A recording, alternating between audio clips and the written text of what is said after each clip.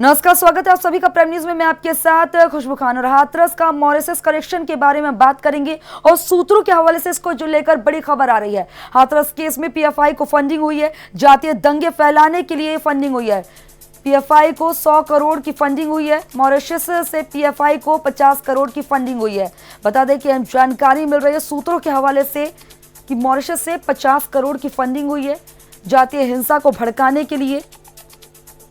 क्या कनेक्शन है हाथरस का मॉरिशस से, इसके बारे में सूत्रों के हवाले से जानकारी मिल रही है। हाथरस केस जांच चल रही है और इस मामले में रोजाना नए नए खुलासे हो रहे हैं। प्रवर्तन निदेशालय यानी ईडी की शुरुआती रिपोर्ट के अनुसार इस कांड के बहाने जातीय दंगा फैलाने के लिए पीएफआई के पास मॉरिशस से 50 करोड़ आए थे और ईडी बता दें ईडी ये बता रहा है कि पूरी फंडिंग 100 करोड़ से अधिक रुपए की थी, जिसकी जांच की जा रही है। साथ ही गिरफ्तारी पीएफआई सदस्यों ने मास्टरमाइंड का खुलासा किया है, जो केरल में बैठा है, जिसको 90 लाख की फंडिंग हुई थी।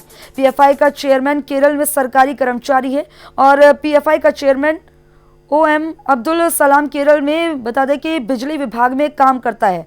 वहीं अब्दुल सलाम केरल विद्युत बोर्ड में वरिष्ठ सहायक कम कैशियर के पद पर तैनात है। खबर पर ज्यादा जानकारी के लिए मेरे सहयोगी नितिन जुड़ गए। नितिन, जिस तरह से अब हाथरस कांड में नए नए खुलासे हो रहे रोजाना, एक और मामला सामने है। सूत्र ये बता रहे हैं कि मॉरिशस से जो है 50 करोड़ रुपए की फंडिंग हुई है।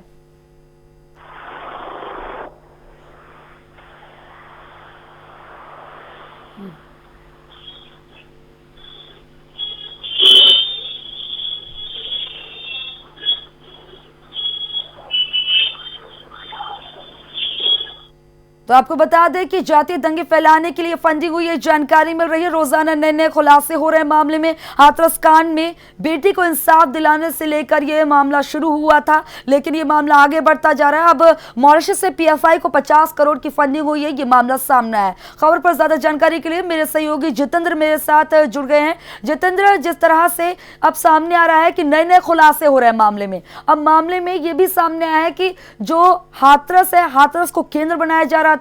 पीएफआई के जो 4 सदस्य गिरफ्तार हुए हैं, उसके बाद पूछताछ हुई। ईडी ने यह खुलासा किया है कि मॉरिशस से पीएफआई को 50 करोड़ की फंडिंग हुई है।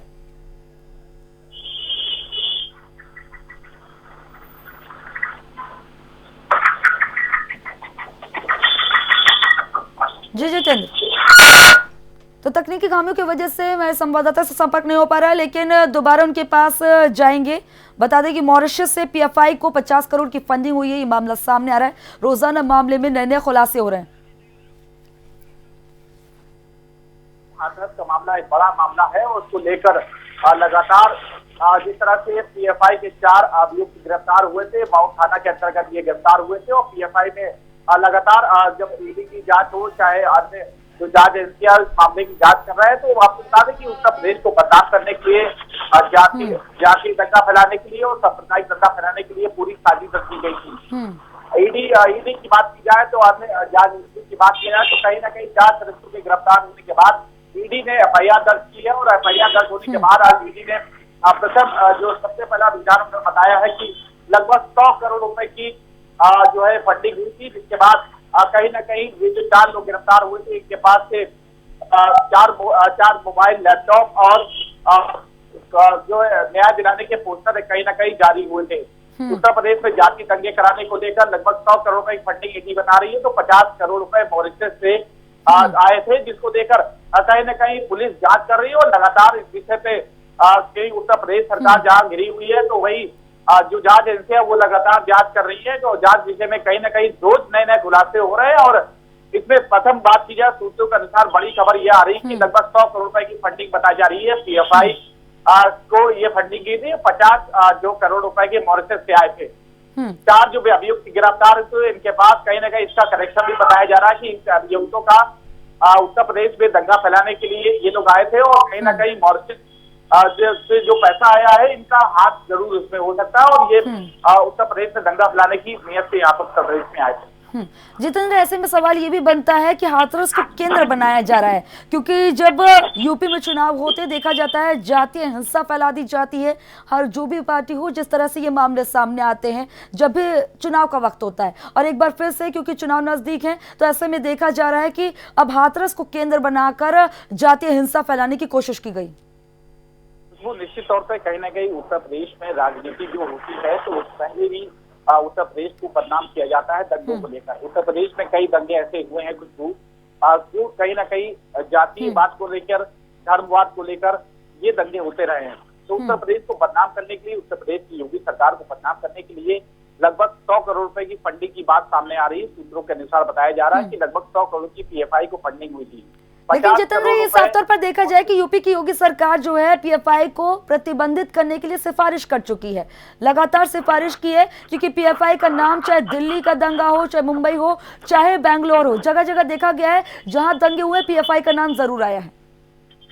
देखिए, बिल्कुल निश्चित तौर पे कहीं ना कहीं बैन करने के लिए उत्तर प्रदेश सरकार ने सिफारिश कर दी है पीएफआई को बैन करने के लिए, क्योंकि इसमें कई संगठन है उत्तर प्रदेश में, या कुछ होता है चाहे दिल्ली में कुछ होता है, चाहे बैंगलोर में दंगा होता है तो पीएफआई का नाम पहले आता है। कई ऐसे संगठन है जिनका नाम लिया जाता है और जातीय दंगे फैलाने के लिए और जो अन्य मामले हैं, चाहे उत्तर प्रदेश में किसी प्रकार का सांप्रदायिक दंगा तो पीएफआई का नाम पहले आता है और भी संगठन जो उसमें शामिल उनका नाम लिया जाता है। तो कहीं ना कहीं पीएफआई से लेकर कई संगठन को जो नाम दिए थे वो राजनीतिक द्वेष भी कहीं ना कहीं हो सकता है। लगातार उत्तर प्रदेश सरकार को बदनाम करने के लिए ये साजिश रची गई थी। लगभग 100 करोड़ रुपए की फंडिंग की बात सामने आ रही है सूत्रों के अनुसार, 50 करोड़ रुपए पहुंचने से सामने आ रहे हैं। इस पर एफआईआर भी थाना माउंट में दर्ज कर दी गई है और कहीं ना कहीं जो चारों आरोपी जिनके पास जो सामग्री बरामद हुई है, पोस्टर बरामद हुए हैं विक्टिम जो है न्याय दिलाने के लिए, तो वहीं फोन और जो है लैपटॉप भी बना। रोज नए नए खुलासे हो रहे हैं। आखिर ये जांच कहां पर रुकती है ये तो अभी थोड़ा समय लगेगा, क्योंकि लगातार कहीं ना कहीं जांच एजेंसियां जांच कर रही है कि आखिरकार विदेश से फंडिंग जिस तरह से बताया जा रहा है कि फंडिंग जातीय दंगा फैलाने के लिए जो किया गया था उत्तर प्रदेश में पीएफआई के। जितेंद्र, ये इंटेलिजेंस की बहुत बड़ी कामयाबी कहेंगे, क्योंकि अगर वो वेबसाइट नहीं पकड़ी जाती जिस पर आपत्तिजनक जिस तरह से सामग्री थी जिसमें ये बताया गया था कैसे दंगे कराए जाएं, फिर कैसे बचा जाए, तो ये शायद जो ये तमाम जो खुलासे हो रहे नहीं हो पाते। यानी कि वो वेबसाइट पकड़ी गई है, ये इंटेलिजेंस का बहुत बड़ा इसमें जो है रोल रहा है। देखिए खुशबू, निश्चित तौर पे कहीं ना कहीं एक वेबसाइट पकड़ी गई थी जो विक्टिम को न्याय दिलाने की बात थी, उसमें कहीं ना कहीं सांप्रदायिक और दंगे की बात जो है जाति दंगे की आ रही थी। लगातार इसको लेकर जांच एजेंसियां पहले एक वेबसाइट पकड़ ली है, उसको ब्लॉक भी कर दिया गया है, तो वही और भी ऐसी कई वेबसाइट है उनकी भी तलाश की जा रही है। 4 लोग गिरफ्तार हुए हैं, इसमें और भी जाने की कोशिश की जा रही है कि कितना बड़ा कनेक्शन है उत्तर प्रदेश में। क्या उत्तर प्रदेश को वाकई बदनाम करने की कोशिश की जा रही थी? उत्तर प्रदेश को जो सांप्रदायिक दंगा कराने के लिए, जाति दंगा कराने के लिए इस तरह की जो फंडिंग हुई है उसमें किसका हाथ है? बिल्कुल जितेंद्र, देखना होगा कि किसका हाथ है, कौन जो है इस पूरे मामले में इसमें दोषी पाया जाता है, क्योंकि ईडी भी अपनी जांच कर रही है। जितेंद्र, खबर पर जानकारी देने के लिए आपका बहुत बहुत शुक्रिया। पीएफआई को 100 करोड़ की फंडिंग हुई, ये सूत्रों के हवाले से जानकारी मिल रही है, हम जानकारी अब तक पहुंचा रहे हैं। बता दें कि सूत्र बता रहे हैं कि अब हाथरस कनेक्शन सामने आ रहा है और किस तरह से हाथरस को बनाया गया यहाँ पर केंद्र, ये सारी तस्वीरें अब सामने आ रही हैं।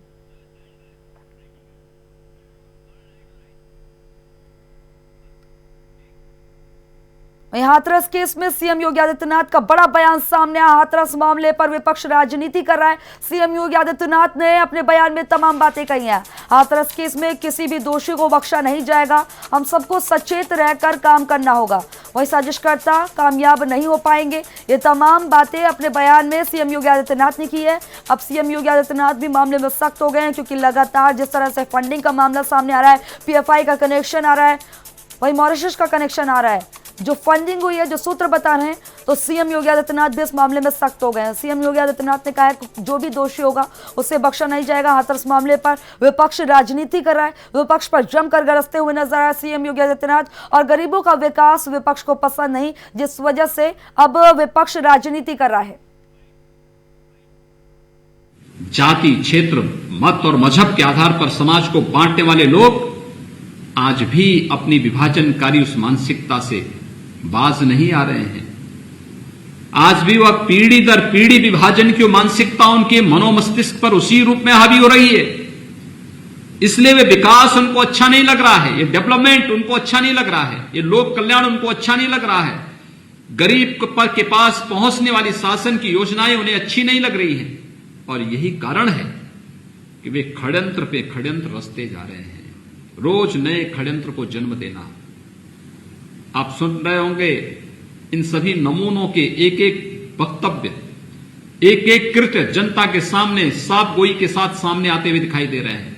कोई कह रहा है फलानी जगह हम दंगा कराएंगे जाति के आधार पर, कुछ लोग उधर से मरेंगे, कुछ लोग इधर से मरेंगे, हमारे नेता आएंगे उसके बाद जाकर के राजनीति करेंगे। यानी एक गरीब की लाश पर राजनीति करने वाले इन चेहरों को पहचानिए तो देश के लिए और समाज के लिए कितनी विकृत सोच के साथ एक काम कर रहे हैं, कितनी बड़ी साजिश कर रहे हैं। जहां सरकार विकास कर रही हो, केंद्र सरकार लोक कल्याण के कार्य के साथ लगी हुई हो, कोविड-19 से जूझते हुए भी पूरी मजबूती के साथ एक एक कार्य जनता जनार्दन को समर्पित कर रही हो, वहां पर ये लोग षड्यंत्र कर रहे हो। आपने देखा होगा कोरोना कालखंड में इनमें से एक भी चेहरा जनता के बीच में नहीं था, गरीब के बीच में नहीं था। ये सब चेहरे लॉकडाउन के दौरान अपने अपने घरों में अपनी जान बचाने के लिए मुंह छुपाए बैठे थे, लेकिन षड्यंत्र करने के लिए जैसे ही अनलॉक की कार्रवाई हुई, इनके षड्यंत्र प्रारंभ हो गए और उनके षड्यंत्रों के माध्यम से गरीब की योजना, गरीब के लिए आने वाली योजना को कैसे चट करना है, जब उसमें इनको अवसर नहीं मिला तो उन्होंने अपने षड्यंत्र का जाल का विस्तार ऐसे कर दिया कि गरीब के जीवन के साथ ही खिलवाड़ करना प्रारंभ कर दिया और एक लगातार ये चल रहा है। लेकिन याद रखना, उत्तर प्रदेश और देश आज जिस स्थिति में है, सबको सुरक्षा और सबको सम्मान देने के इस अभियान को हम मजबूती के साथ आगे लेकर के चलेंगे। किसी की साजिश को सफल नहीं होने देंगे, किसी गरीब के भविष्य के साथ खिलवाड़ करने की इजाजत किसी को नहीं देंगे। ये सभी षड्यंत्रकारी बेनकाब होंगे और बेनकाब होने के अलावा कानूनन कार्रवाई भी सख्ती के साथ ऐसे तत्वों के साथ हम लोग करेंगे जो लोग समाज के माहौल को खराब करके, समाज में जातीय विद्वेष पैदा करके, अराजकता पैदा करके, विस्वमन करके विकास को अवरुद्ध करना चाहते हैं। ये विकास अवरुद्ध नहीं होगा। अब उत्तर प्रदेश तेजी के साथ आगे बढ़ रहा है। पिछले 3 आजादी के बाद से प्रदेश में केवल 2 एक्सप्रेसवे बन पाई थी। 3 वर्ष में 3 नए एक्सप्रेसवे बन रहे हैं। 1947 से लेकर के 2017 तक प्रदेश में केवल 2 एयरपोर्ट पर काम कर रहे थे, आज 7 एयरपोर्ट काम कर रहे हैं और प्रदेश के अंदर 12 नए एयरपोर्ट पर कार्य हमारा प्रारंभ हुआ है। यह है प्रगति का मानक। एक लोग डेवलपमेंट पर कोई चर्चा नहीं कर सकते, इन लोगों को विकास अच्छा नहीं लगता है, इन लोगों का गरीबों का उत्थान और गरीबों का कल्याण अच्छा नहीं लगता है, किसानों के हित के लिए की जाने वाली योजनाएं इन्हें अच्छी नहीं लगती हैं। इसीलिए तो इस प्रकार का षड्यंत्र कर रहे हैं। इसीलिए तो जब आदरणीय प्रधानमंत्री जी एमएसपी की घोषणा करते हैं, न्यूनतम समर्थन मूल्य लागत का 2 गुना दाम किसान को मिले, इसकी योजना बनाते हैं, ये सब के सब लोग किसानों को भड़काने के लिए सड़कों पर आकर के कुतर्क देकर के षड्यंत्र करते हुए दिखाई देते हैं। तो 104 कॉल्स में मर्डर मिस्ट्री। हाथरस केस में कॉल रिकॉर्ड से आया नया मोड़। बता दें, आरोपी संदीप और पीड़ित परिवार पर फोन पर बातचीत हुई। कॉल रिकॉर्ड में 104 बार बातचीत होने का खुलासा हुआ है। 62 कॉल आरोपी संदीप के फोन पर आए, वहीं 42 कॉल पीड़िता के भाई के फोन पर आए। अक्टूबर 2019 से मार्च 2020 तक 104 कॉल्स पर बातचीत हुई और जो इनके बीच में टाइम पीरियड आया है, करीब 5-5 घंटे के बीच में भी बातचीत हुई है। तो नया खुलासा सामने आया है।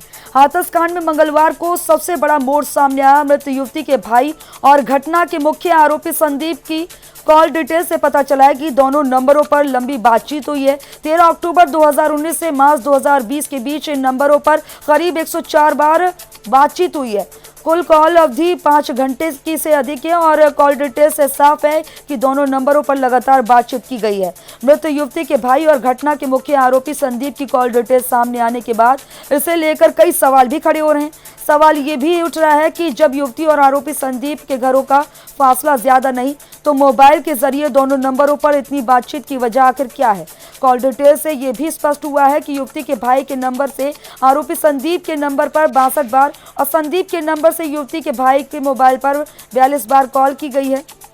दोनों नंबरों की लोकेशन चंदपा थाना क्षेत्र है और कॉल डिटेल की समीक्षा में यह भी सामने आया है कि अधिकतर कॉल के दौरान दोनों नंबरों की लोकेशन चंदपा थाना क्षेत्र की है। एक मोबाइल युवती के भाई की आईडी पर और दूसरा संदीप सिंह की आईडी पर है। कॉल डिटेल में यह भी स्पष्ट हो गया है कि युवती के भाई और मुख्य आरोपी के बीच पुरानी जान पहचान है। बता दें कि पुलिस कॉल डिटेल के आधार पर अपनी छानबीन कर रही है और छानबीन करने के साथ ही इसे लेकर मुख्य आरोपी से पूछताछ की तैयारी कर रही है। हालांकि पुलिस अधिकारी इसे लेकर अभी कुछ भी बोलने से इनकार कर रहे हैं। मोबाइल कॉल की बता दें कि सीडीआर से खुलेगा राज, तो ये भी माना जा रहा है कि अब सीडीआर से राज खुलेगा। हाथरस केस में आरोपियों और पीड़ित पक्ष के मोबाइल नंबरों की कॉल डिटेल अहम भूमिका अदा कर सकती है। माना जा रहा है कि जांच एजेंसी इसका जल्द राजफाश करेंगी। बताया ये भी जा रहा है कि जांच एजेंसियों ने 4 आरोपियों के मोबाइल फोन की कॉल डिटेल निकलवाई है। साथ ही पीड़ित के परिजन के नंबर भी सीडीआर निकलवाई है। पुलिस जांच कर रही है वारदात वाले दिन आरोपियों और पीड़ितों के परिजनों की लोकेशन कहां थी, इस पर जांच की जा रही है। आरोपित पर परिवार लगातार कह रहा है कि घटना के वक्त वो वहां मौजूद नहीं थे। बताया जा रहा है कि पुलिस ये भी जांच कर रही है कि आरोपी और पीड़ित पक्ष के बीच फोन पर बातचीत हुई थी या नहीं हुई थी। और इस बीच ये जो कॉल डिटेल सामने आई है, आरोपी संदीप और पीड़ित के भाई के बीच 104 बार और करीब 5 घंटे ये बातचीत हुई है।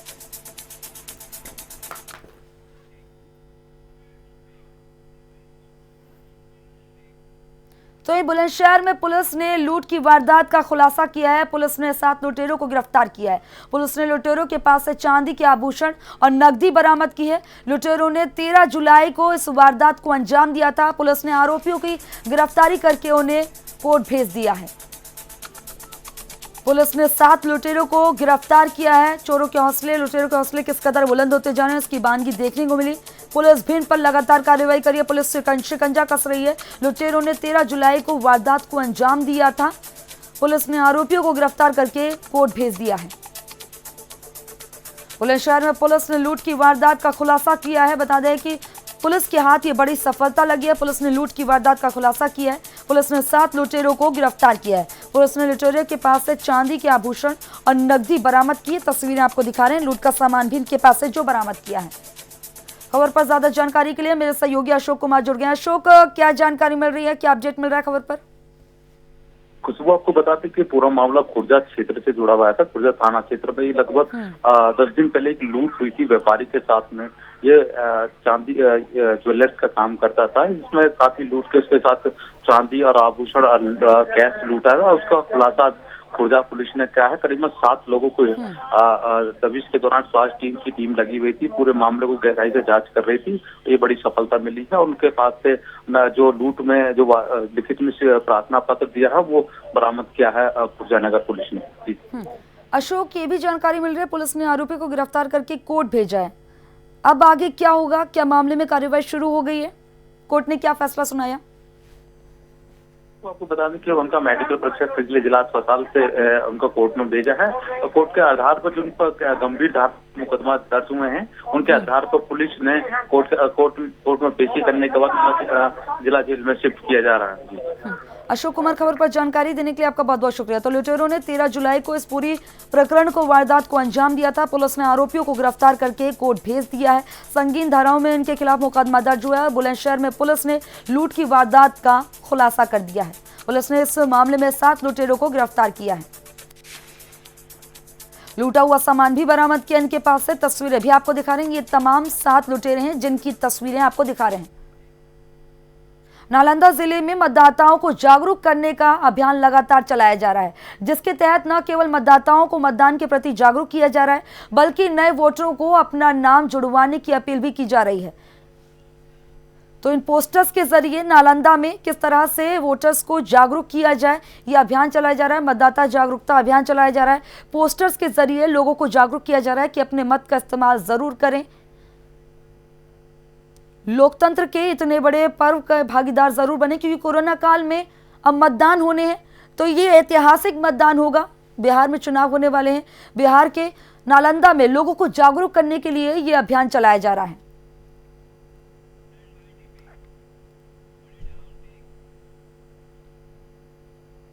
तो मुंगेर में पुलिस को बड़ी सफलता मिली है। चेकिंग के अभियान के दौरान पुलिस ने 1385 लीटर शराब बरामद की है। मौके से कार चालक फरार हो गया। बरामद शराब को पश्चिम बंगाल से लाया गया था। पुलिस फरार चालक की तलाश में जुट गई है।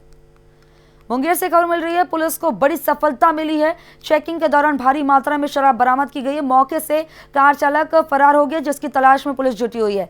तस्वीरें आपकी टीवी स्क्रीन पर दिखा रहे हैं। पुलिस के हाथ ये सफलता लगी क्योंकि बिहार में शराब पूरी तरह से बैन है। बावजूद इसके चुनाव में शराब को जो है अब हथियार बनाया जा रहा है, पार्टीज भी देखा जा रहा है। और जिस तरह से जो प्रत्याशी होते हैं लुभाने के लिए, वोट्स के लिए लुभाने के लिए शराब का इस्तेमाल करते हैं, तो ऐसे में ये पुलिस के हाथ सफलता लगी है। मौके से कार चालक हालांकि फरार हो गया, जिसकी तलाश में पुलिस जुटी हुई है।